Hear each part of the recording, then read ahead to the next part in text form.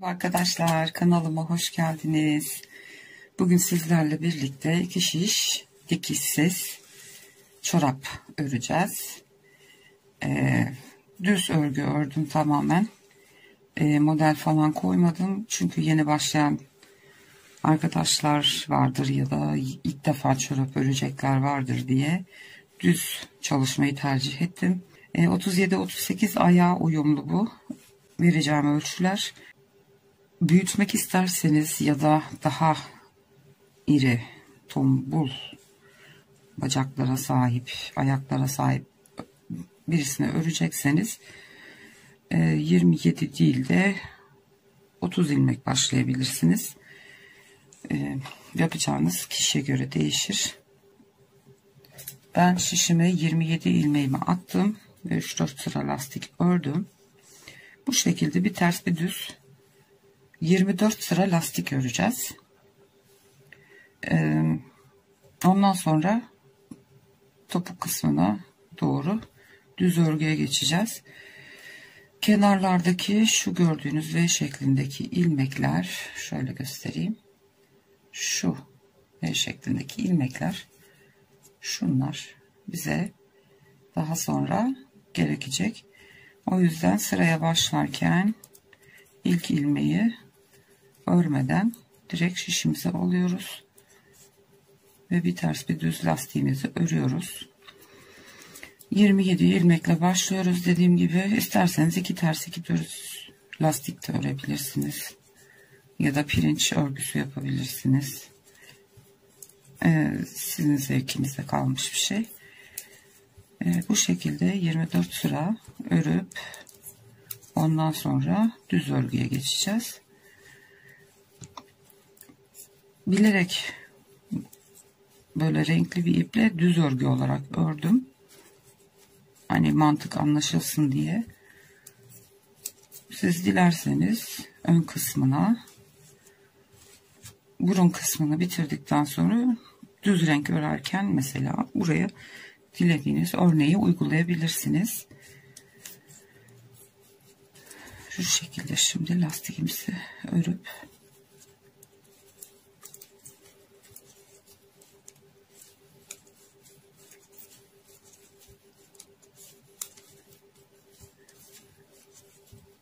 renkleri çok hoşuma gitti. Cıvıl cıvıl oldu. Rengarenk.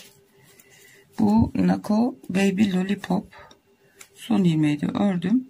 Gördüğünüz gibi şurada V şeklinde ilmekler. Sıra başlarında örmeden başlıyoruz. Elimde vardı bu ip. Bir Nako Baby Lollipop. Çetiklik, patiklik iple de örebilirsiniz. Size kalmış. Daha kalın, bunun bir tık kalınıyla da örebilirsiniz. Herhangi bir batik iple de örebilirsiniz. Şimdi 24 sıra lastiğimizi örelim. Ondan sonra düz kısma geçeceğiz.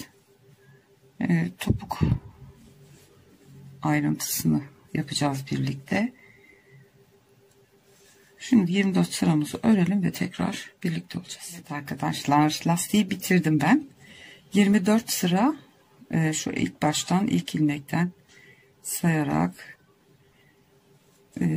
24 sıra ördüm. Örgümün düz yüzündeyim. Şimdi düz örgüye geçeceğiz. İlk ilmeği gene örmeden aldım ve düz örgü olarak öreceğiz artık. Lastik bilek kısmımız bitti. Bir 24 sırada düz örgü öreceğiz. Şu topuk kısmına kadar. Lastik bitti. Lastik kadar da şöyle 4 parmak en az topuğa kadar örmemiz gerekiyor. Düz örgümüzü örüyoruz bu yüzde. Ön yüzümüzdeyiz. Şimdi düz örgümüzü öreceğiz topuk kısmına kadar. Ondan sonra topuk kesimini yapacağız beraber. Evet, son ilmeğimi ördüm. Çevirdim. Ters örgü başlayacağım. İlk ilmeği örmüyorum. ve ters örgü olarak örgüme devam ediyorum. Ön yüzünde düz, arka yüzünde ters olarak toplamda 24 sıra gene örelim. Ondan sonra topuk kesimine birlikte geçeceğiz. 24 sıramızı tamamlayıp geliyoruz. Evet arkadaşlar, 24 sırayı ördüm düz olarak. Şu hale aldı. Bu şekilde sayamıyorsanız size şöyle bir şey göstereyim. Örgünün tersini çevirdiğinizde bakın şu kenarlarda şöyle V şeklinde ilmeklerimiz var. Zincir demişim. Lastikten sonraki şu ilk V gibi ilmek düz örgüye ait. 1, 2, 3, 4, 5, 6, 7, 8, 9, 10, 11 ve 12. 12 tane böyle V şeklindeki ilmekleriniz olduğu zaman 24 sıra demek oluyor. 2 sırada bir tane V şeklinde ilmek oluşuyor. Bu şekilde de kolayca sayabilirsiniz. Aynı şey lastik için de geçerli. Şöyle kenardan tutarsak 1, 2, 3, 4, 5, 6, 7, 8, 9, 10, 11 ve 12. Gördüğünüz gibi bu şekilde rahatça sayabilirsiniz. Evet, şimdi topuğumuzu yapmaya başlayacağız. Şimdi burada 27 ilmeğimiz var. Bunu 3'e bölüyoruz. 9, 9, 9 ilmek olacak. Şimdi bu 9 ilmeği ilk önce bir örüyoruz. 3, 4, 5, 6, 7, 8, 9. İkinci 9'umuzu da öreceğiz. 10, 11, 12, 13, 14, 15, 16, 17, 18. Şimdi 2, 4, 6, 8, 9 ilmek burada. Diğer 18 ilmeğin toplamda burada. Şimdi bu son ilmeği örmeyeceksiniz. 17 taneyi ördünüz. 18. ilmekle bu tarafta kalan 9 ilmeğin ilkiyle ikisini birlikte bu şekilde keseceğiz. İlk kesmemizi yaptık. Geri döneceğiz. Örmüyoruz ilk ilmeğimizi. 9 tane ilmeğimizi öreceğiz şimdi yine. 2, 3, 4, 5, 6, 7, 8.'yi ördüm. 9'u örmeden önce şu 9. ilmeğimiz, bu ortada topuk yerinde kalacak olan 2, 4, 6, 8, 9 ilmek de burada var. Son ilmeğimle bu taraftaki 9. ilmeğin ilk ilmeğinle birlikte kesiyorum. Yani 8 bu tarafta, 8 bu tarafta kaldı. Ortadaki 9 ilmeğimiz sabit duruyor. Bu şekilde yanlardan kese kese ilmekler bitene kadar bu işlemi yapacağız. 3, 4, 5, 6, 7, 8. Artık belli, bakın şurada kestiğimiz ilmekler ayrılıyor. Bu 9. ilmekle bu taraftaki ilk ilmeği birlikte alıp kesiyoruz. 2, 4, 6, 7 kaldı burada. 8'di, 7'ye düştü.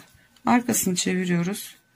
İlk ilmeği örmeden alıp 2, 3, 4, 5, 6, 7, 8, 9.'yu ve bu tarafta olan 8 ilmeğimin ilkini birlikte alıyorum ve kesiyorum. Yani bu 9 ilmeğimiz burada ortada sabit duracak. Kenarlardan eksilteceğiz sürekli ve şu topumuz oluşacak. Şimdi bu kesme işlemini sağda ve soldaki şu ilmeklerimiz bitene kadar devam edelim. Bittiği zaman bu sefer ilmekleri çıkartıp ilmek sayımızı 27'ye çıkartacağız gene. 4, 5, 6, 7, 8. Gördüğünüz gibi 9'uncuyu ve yanda kalan ilmeklerin ilkini alıyorum. İkisini birlikte kesiyorum. 2, 4, 6'ya düştü. Dönüşte şimdi bu taraftan da keseceğiz. Burası da 6'ya düşecek. Bu şekilde iki yandaki ilmekleri bitirene kadar keselim. Ondan sonra tekrar beraberiz. Evet, benim ilmeklerim bitti. Şu şekilde göstereyim. Bakın. Şöyle koyduğumuz zaman bu kısma topumuz oturacak. 9 ilmekle topumuzu oluşturduk. Yanlardan 9 tane ilmekleri eksilte geldik. Şimdi bu topladığımız ilmekleri, kestiğimiz ilmekleri tekrar geri toplayacağız ve 27 ilmeğimize tamamlayacağız tekrar. Onu da şu şekilde yapacağız şimdi. Şu V şeklinde görünen ilmeklerimiz var ya. Hani baştaki ilmeği örmeyin dememizin sebebi bu. Şu V şeklinde ilmekleri oluşturabilmekte. Şimdi bu tersten olduğu için şu şekilde ters örgü örerek toplayacağız bunu. Arkadan öne doğru batıyorum ve ilmeği örer gibi ilmeğin içinden çıkartıyorum. Bir sonraki V'ye batıyorum arkadan, ipliğimi doluyorum üstüne, ilmeğimi çıkartıyorum. Oldu 2, 3, 4, 5, 6, 7, 8 ve 9. Bir taraftaki 9 ilmeğimizi çıkarttık. Sayalım şimdi. 2, 4, 6, 8, 10, 12, 14, 16, 18 ilmeğimiz var. Şimdi diğer taraftan ilmeğimizi çıkartabilmek için bu sırayı diğer başa kadar örmemiz gerekiyor. Yine ilk ilmekleri örmüyoruz yani. Direkt alıyoruz şişimize ve örmeye başlıyoruz. Çıkarttığımız ilmekleri ön yüzde olduğumuz için düz örgü olarak örüp diğer başa kadar devam edeceğiz. Gördüğünüz gibi topuk kısmına geldik. Yandan da ilmeklerimizi örmüş olduk. Şimdi diğer taraftan da 9 ilmek çıkarttık mı 27 ilmeğimiz çıkmış olacak. Evet, bunu örüyoruz böyle güzelce. Şimdi aynı şekilde bu taraftan 9 ilmek çıkartacağız. Bunun V şeklindeki ilmekler arka tarafa denk geliyor. Yani buradan böyle batmayacağız. Dikkat edeceğiz. Şöyle şuraya batacağız. Düz örgü örer gibi ilmeğimizi çıkaracağız. Tersleri çıkartırken arkadan öne doğru batmıştık. Düz ilmekleri çıkartırken önden arkaya doğru. Bu şekilde batıyorum. İkinci ilmeği birazcık sıkı tutalım, çok gevşek olmasın. 3, 4, bir sonrakine batıyorum. 5, 6, 7, gördüğünüz gibi battım ve ilmeğin içine 8 ve 9. Toplam bir sayalım tekrar. 2, 4, 6, 8, 10, 12, 14, 16, 18, 20, 22, 24, 26, 27. Evet, 27 ilmeğimizi toparladık. Şimdi şu taban kısmındaki düz yeri öreceğiz. Burayı da toplamda 48 sıra. Yani temin söylediğim gibi bu yandaki V ilmekleri sayarsanız 24 tane V ilmek oluşması gerekiyor 48 sıranın sonunda.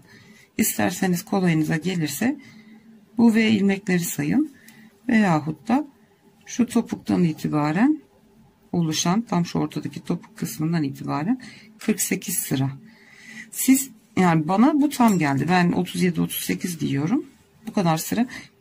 Şöyle göstereyim.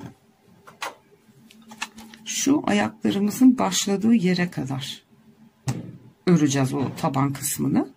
Buradan sonrasını burun keseceğiz. Yani siz ayağınızı ölçerek şu parmaklarınızın başladığı kısma kadar düz örgü olarak örersiniz. Benim sıra sayım belli olduğu için ben 48 sıra öreceğim. Ondan sonra geleceğim, burnu hep beraber keseceğiz.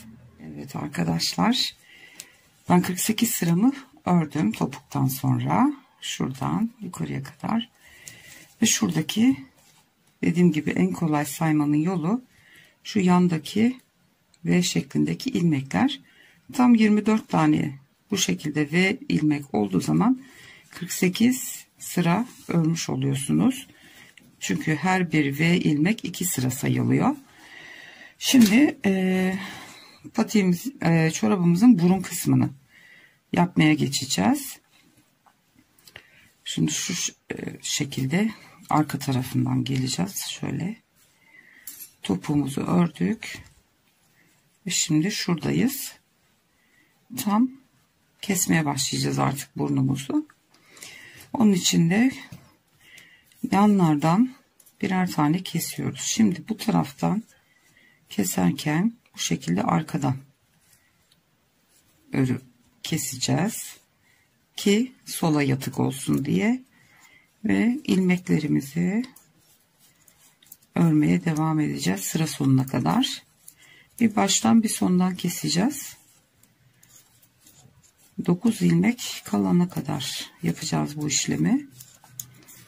Şimdi düz olarak örmeye devam ediyorum. Ön yüzde kesiyoruz. Arka yüzde hiçbir işlem yapmayacağız. Şimdi 27 ilmeğimizi başladık kesmeye. Evet, son 2 tane ilmeğim kaldı.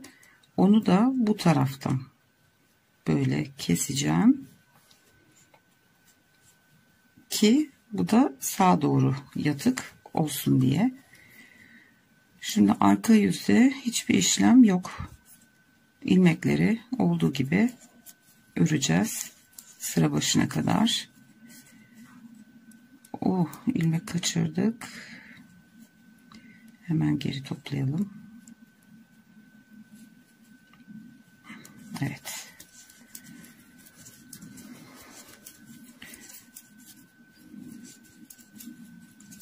Bu şekilde ters yüzden ters olarak örüyoruz.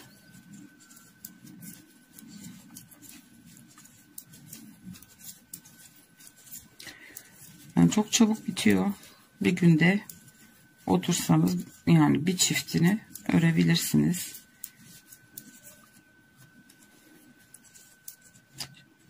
Şimdi son 2 ilmeğim. Evet. Ön yüze dönüyorum. Ve yine ilk 2 ilmeği böyle arkadan kesiyorum. Bu ipliği kestikten sonra biraz çekelim, sıkılaştıralım. Delikler oluşmasın diye. Ve sıra sonuna devam ediyorum. Gördüğünüz gibi bir kestik, 2 kestik. Bu şekilde kesmeye devam edeceğiz. Ta ki 9 tane ilmeğimiz kalıncaya kadar. Şimdi sıra sonunda bir kere daha göstereyim. Ondan sonra 9 ilmek kalana kadar hep birlikte örelim. Sonra geleceğim, arkaya döneceğiz. Yani ön yüzüne geçip arttırmaları, topuğu tekrar patik ucunu tekrar oluşturacağız ve bilek kısmına doğru örgümüze geçeceğiz. Şimdi kesiyoruz. Ondan sonra da ilmeklerimizi arttırıp 27 tane ilmeğimizi oluşturacağız tekrar. Sona geldim. Son 2 ilmeğim. Bu şekilde almıyorum. Başta bu şekilde kesiyoruz ki sola yatık olsun. Sonda da böyle soldan sağa doğru batıp kesiyorum. Bu kesmemizde sağa doğru yatık görünecek. Ve arka yüzümüzde yine hiçbir şey yapmadan sadece bütün ilmeklerimizi öreceğiz. Şimdi 9 ilmek kalıncaya kadar bu şekilde ilmeklerimizi keselim. Ondan sonra tekrar birlikte olacağız. Evet, ben burun kısmını kestim. Şöyle görüyorsunuz, bu kadar bir burnumuz oldu. 9 tane ilmeğim kaldı. Her iki yandan keserek bu şekilde 9 ilmeğe düşürdüm. Şimdi burası alt kısım, şöyle tabana gelecek olan kısım. Şu şekilde topuğumuz. Burası da alt kısmı. Şimdi buradan tekrar ilmek arttıracağız ve burun kısmımızı geri toplayacağız. Şu kısmı yapacağız, yani ön yüze dönüş olacak bu. Şimdi bu 9 ilmeğimizi tekrar yanlardan ilmek çıkarta çıkarta 27 tane ilmeğe ulaşacağız gene. Şimdi sıramızın başından başlıyoruz. Bir sıra örmemiz lazım sıra sonuna kadar. Evet, şimdi sıramı ördüm. Geliyorum şimdi. Şu görüyorsunuz, kestiğimiz yerlerde yanlarda ilmekler var. V şeklinde. Yine o ilmeklerin içinden ilmek çıkartacağım. Şimdi hemen bir alttakinden batıyorum. Bir tane örerek ilmek çıkartıyorum. Ve şimdi ters yüzden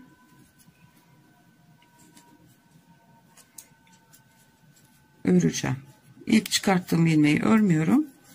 Devam ediyorum. Onu şişime aldım. Hemen devam ediyorum. Şimdi 10 ilmek oldu. Bir ilmek de bu taraftan çıkartacağız şimdi. Son ilmeğimi ördüm. Bunu da yine bu şekilde arkadan batacağız. Hemen şu dibindekinden değil, bir altındakinden batacağız. Arkadan öne doğru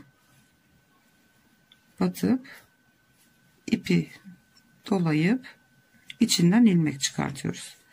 Şimdi iki taraftan da arttırmış olduk. 2, 4, 6, 8, 10, 11 ilmeğe çıktı. Bu şekilde ilmeklerimizi arttıra ilk ilmeği yine örmüyoruz. İkincisinden devam ediyoruz.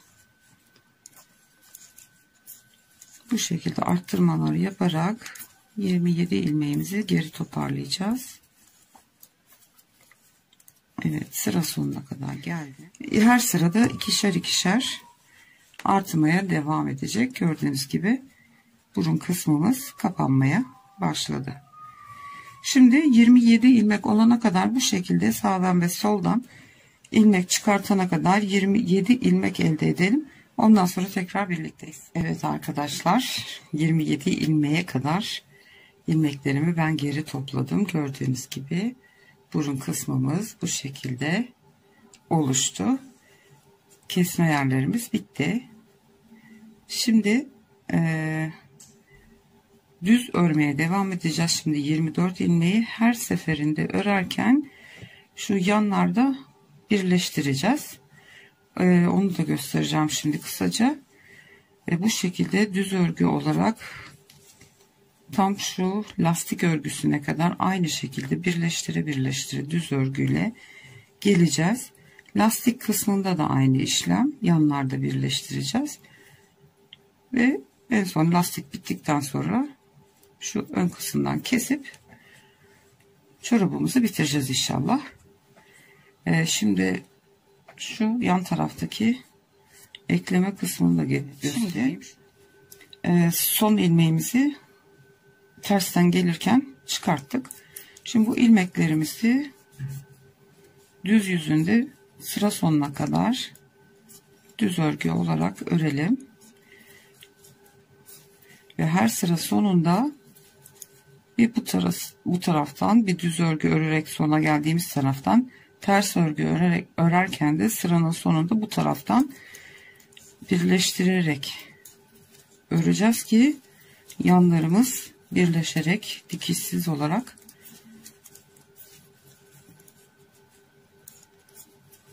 örmeye devam edeceğiz. Şimdi düz örgü olarak sıra sonuna geliyorum.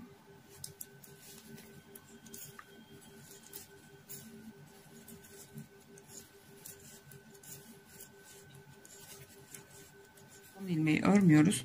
Boştan bunu şişe geçiriyorum. Bunu bir tane ilmek çıkartıyoruz. Bu V şeklindeki yandaki ilmeklerden bu ikisini tekrar şişime geri alıyorum ve bu şekilde birlikte kesiyoruz. Sağa yatık olacak şekilde. Arkaya dönüyoruz. Sıra başına kadar. Şimdi bir tane ilmek çıkarttık oradan. 2 ilmeği keserek tekrar 1'e düşürdük. Ve bu arada da alt tabana birleştirmiş olduk. Şimdi sıra sonuna kadar tersten örüyoruz.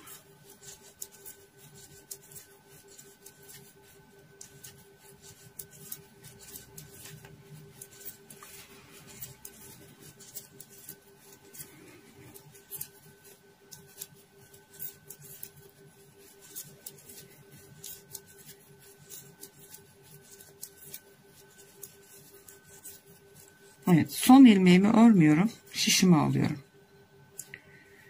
Yine her zamanki gibi ters olduğu zaman şu yandaki ilmekleri arkadan öne doğru batıyorum şişi ve örer gibi bir ilmek çıkartıyorum.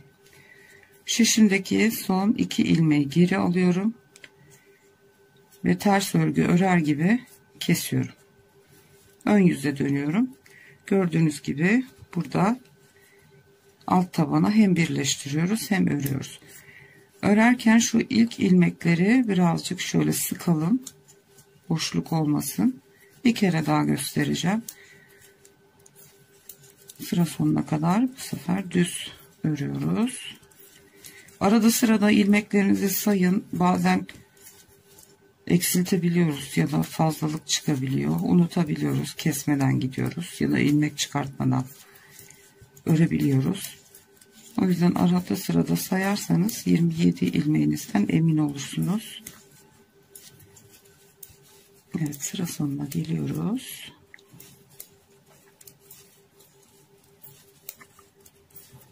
Evet, son ilmeği örmedim. Şişime aktardım onu.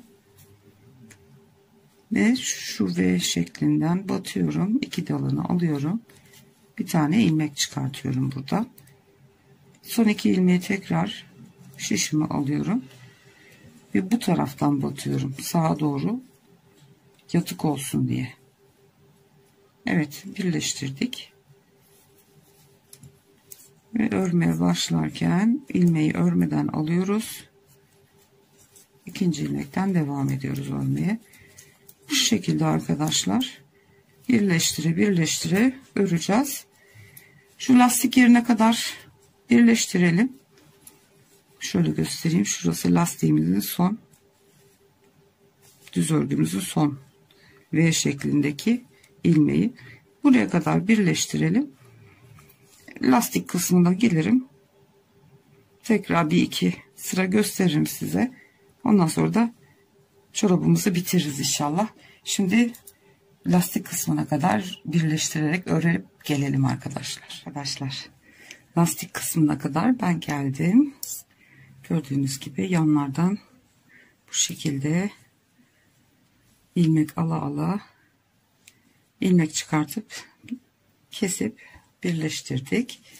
Şimdi aynı işlemleri bu lastik kısmında da devam edeceğiz. Şimdi bir iki sıra bir düz tarafında bir ters tarafında nasıl devam ediliyor göstereyim. Şimdi burada kesmiştim. İlk ilmeği örmeden alıyorum ve 27 ilmeğimi düz olarak sıra sonuna kadar örüyorum.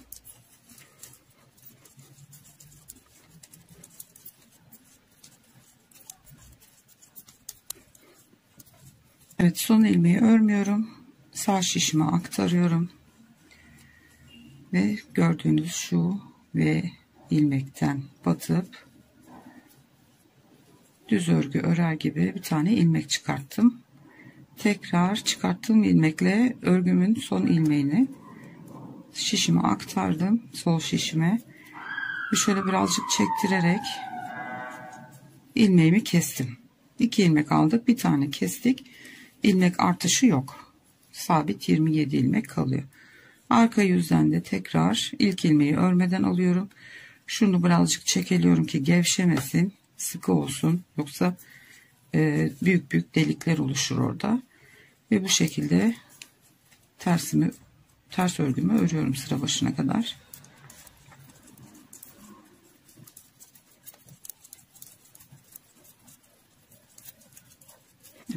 Son ilmeğimi örmeden şişimi alıyorum ve ters taraftayken arkadan öne doğru şu V ilmekten arkadan öne doğru batıyorum. Ters örgü örer gibi şişime ipimi doluyorum ve ilmeğin içinden çıkartıyorum. Tekrar bunları ikisini şişime geçirdim. Çekerek şöyle sıkıcana kesiyorum. Hem ilmek çıkartıyoruz, ikisini birlikte keserek yan tarafa, alt tarafta kalan parçaya ekleyerek gidiyoruz. Şimdi bu lastik bitene kadar, en son kenardaki ilmekler bitene kadar bu şekilde devam edelim. En son ağız kısmını kesip bitireceğiz. Evet arkadaşlar, lastik kısmını da ördüm. Bu taraf tamamen birleşti. Şimdi tersten örerken son arkaya topuk kısmına birleştirmemi yapacağım. Ve çorabımız bitmiş olacak. Şimdi son ilmeği örmeden şişimi aldım. Ve bu son ilmekten son ilmeğimi çıkartıyorum. Ve ikisini birlikte kapatıyorum. Evet, tamamen birleştirdik. Şimdi bu ilmeklerimizi kesip kapatacağız ve çorabımız bitmiş olacak. Düz örgü tarafında olduğumuz için bu şekilde düz örerek ilmeklerimizi kesip kapatacağız.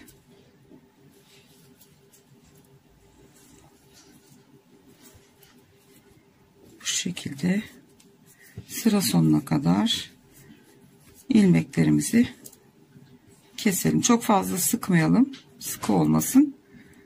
Normal sıkılıkta keselim. Ondan sonra geliyorum. Son ilmeklerimi de kesiyorum. Evet. Şimdi şişlerimizi bırakabiliriz. Şu ipimizi keselim. Ve şu ilmeğimizin arasından ipi geçirip burayı tümleyelim. Evet arkadaşlar, çorabımızı bitirdik. Bu ipleri iç kısmında saklayacağız. Gördüğünüz gibi çoraplarımız bitti. Çok güzel oluyor. Bir mankene de giydireyim. Ayakta nasıl duruyor görelim. Şöyle.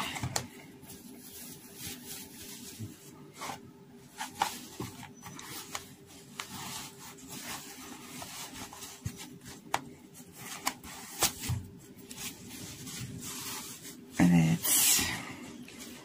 Tabii yukarısı olmadığı için düzgün durmuyor. Şöyle kıvıralım.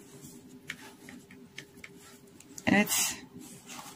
Arkadaşlar, bu şekilde görüyorsunuz, güzel böyle ilmek ilmek ayrıntıları var burada. O kesimden dolayı kaynaklanıyor. Umarım beğenmişsinizdir. Umarım hoşunuza gider. Severek örersiniz. Bu videomuz da buraya kadardı arkadaşlar. Bir sonraki videoda görüşünceye kadar kendinize ve sevdiklerinize çok iyi davranın. Hoşça kalın.